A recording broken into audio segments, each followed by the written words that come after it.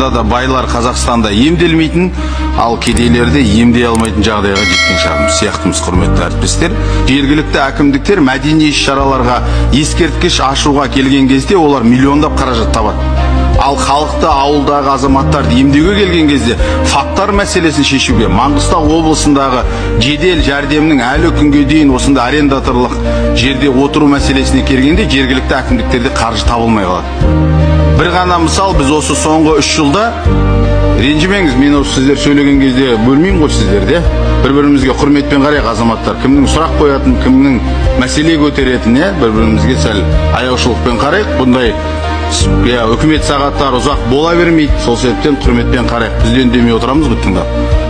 Енді осы мәселеде мен сізге бірақ қана сұрақ. Әкімдіктер жергілікті медицина мәселесін шешуде ондық, балдық жаңағындай есеппен алатын болсақ, сіз қанша балға есептейсіз солардың жұмысын?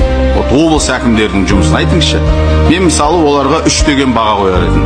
Сіз неше деген баға қоясыз? Мен әкімдіктерге баға беретін құзыретім жоқ. Енді сіздің кейбір сіздің құрметтейміз, сіздің сөздеріңізге де келісе алмаймын. Халықты емдемейтін медицинаға сенімсіздік деп осы жерде отырғандарыңыздың көбіңіз дәрігерлерге барып ем алып жүргеніңізді білемін. Және де барлық халықты үшін өйтіп айту керек емес сияқты.